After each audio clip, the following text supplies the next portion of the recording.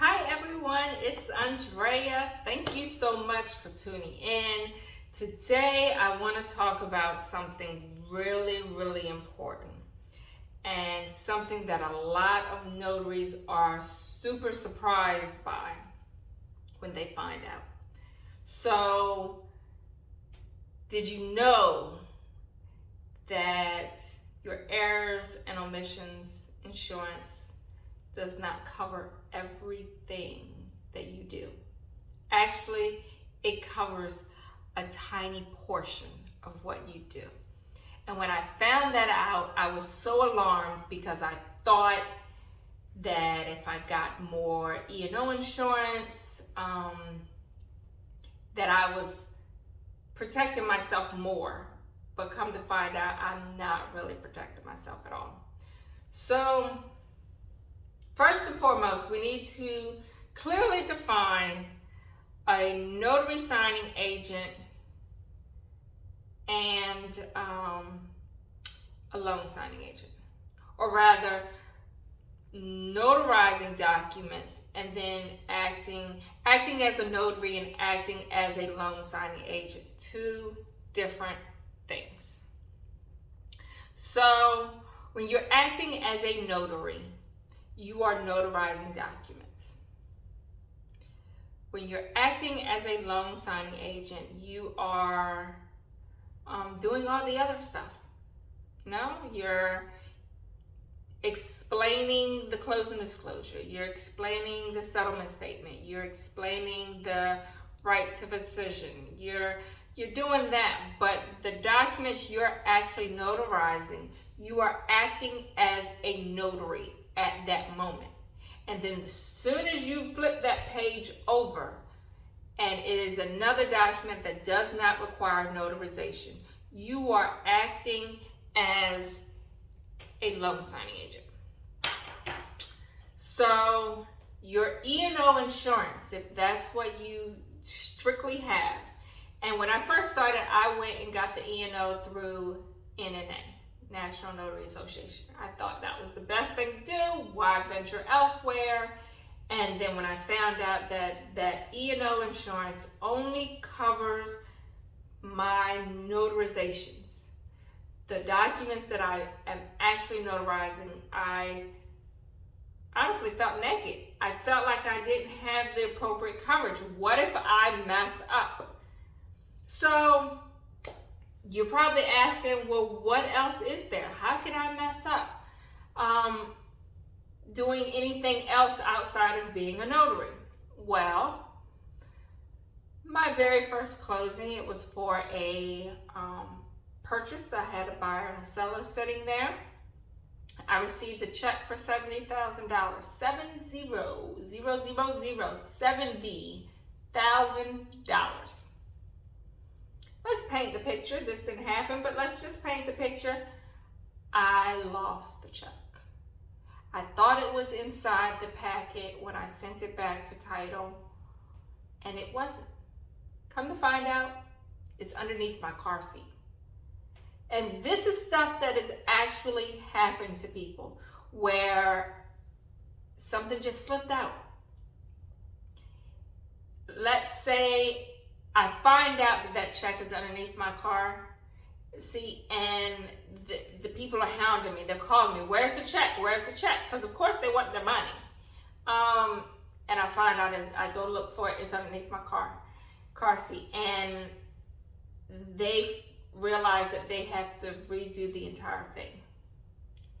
I've now cost a lot of money. I've caused a lot of issues. I've caused funding issues. I've caused so much.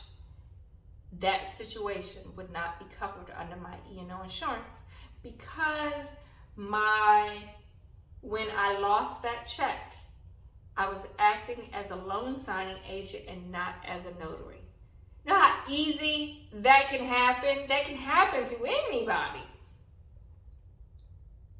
And you would not be covered under the E&O insurance.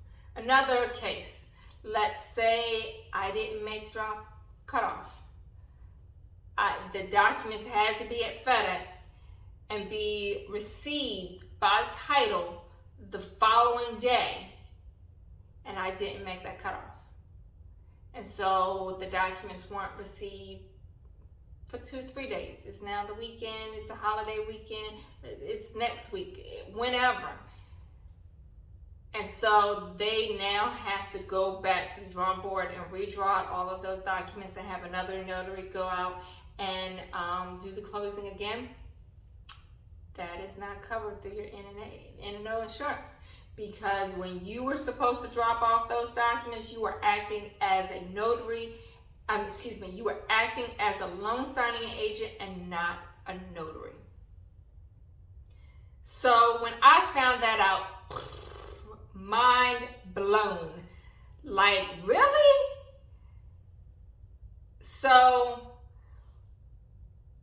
I went and got insurance for being a loan signing agent.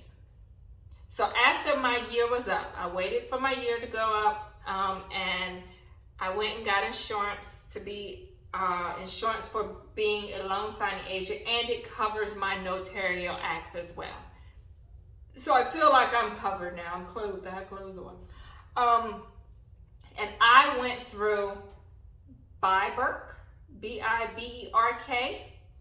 I'm sure there are plenty of other companies out there. I did absolutely no research, okay? I'm just going to tell you this. I did no shopping around or anything like that. So I'm sure there are people in notary groups that can steer you to a better company, or one that may be cheaper. But I was given a quote of $500,000 for $37.83 a month. So it's really not that bad. It is not. I received the quote for $500,000, and then I received the quote for $100,000, and that's what I opted to go with. I went with the $100,000 simply because people kept saying, oh, if you get $100,000, more companies will reach out to you. I don't know how true that is. I don't feel like I had an increase in companies after I got the $100,000, but to each his own. But I got the $100,000 insurance, and it was $32.75. I decided that I wanted to pay it for the entire year, because I don't like little bills like that. I will forget about them, and I just rather pay the whole thing and not have to worry about it anymore. So I paid $393 for the entire year. Now keep in mind, like I said, I did no research. So there are other companies out there that will give you loan signing agent coverage as well as notary coverage.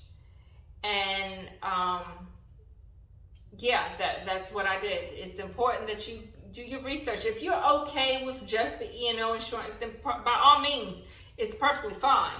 But I don't want you to be surprised when people start talking about in the notary groups and different places, oh, your E&O insurance does not cover you for that. And I certainly don't want you to make a mistake and come to find out your E&O insurance does not cover you, that and they're filing a claim against you, they're seeking money from you or anything like that. Like, I just want to make sure that anyone who watches my videos know that E&O insurance may not cover you for being a loan signing agent. So E&O is not a catch-all. It's not a catch-all. So just make sure you're covered. Make sure you have the type of insurance policy that you want. And that's that. That's that.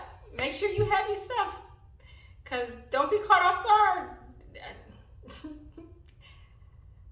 I can't imagine like messing up and then finding out that I don't have the appropriate policy and I'm not covered. Messing up is bad enough. Nobody wants to mess up. We don't intend to mess up. When we do that, that's, it's strictly by accident. We forget a stamp, that's covered. That's acting as a notary signing agent. We forget to fill out the acknowledgement correctly. that's acting as a notary signing agent. We don't appropriately ID the people, the signers. That has some kind of coverage under being a notary signing agent. Your E&O will cover some of that, depending on if they find you negligent or something like that. There's oftentimes a clause in there that says that they will not cover. But you lose a check, you miss cutoff, document, you don't appropriately have the people initial or sign the rescission, right to rescission document, that is not covered under E&O. That would be covered under loan signing agent, and hopefully you got the right coverage. All right. Well, thank you so much. Please like and subscribe. Please share my videos, and I will catch you all next time. Bye.